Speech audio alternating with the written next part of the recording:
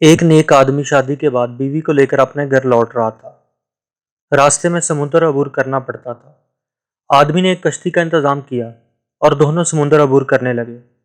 کشتی سمندر کے بیچ پہنچی ہی تھی کہ سمندر میں طوفان آ گیا۔ اس صورتحال میں بیوی کا خوف سے برا حال ہو گیا، لیکن آدمی ایسے اطمینان سے بیٹھا رہا جیسے کچھ غیر معمولی نہیں ہو رہا۔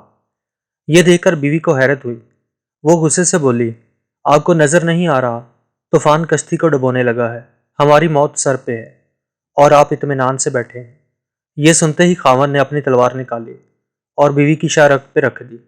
بیوی ہنس پڑی اور بولی، یہ کیسا مذاق ہے؟ خاوند نے پوچھا، کیا آپ ابھی موت سے خوفزدہ نہیں ہو رہی؟ کیا آپ کو نہیں لگتا کہ میں آپ کا گلا کاٹ دوں گا؟ یہ سن کر بیوی بولی، مجھے آپ پر یقین ہے، مجھے پتہ ہے آپ مجھ سے بہت محبت کرتے ہیں اور یہ تلوار مجھے کوئی نقصان نہیں پہنچا سکتی۔ یہ سن کر خاوند بولا، جیسے آپ کو میری محبت پہ اعتماد ہے، ویسے ہی مجھے اللہ کی محبت پہ یقین ہے۔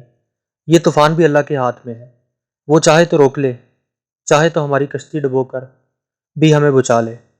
یاد رکھو، اللہ جو بھی فیصلہ کرے وہ ہمارے حق میں بہترین ہوتا ہے۔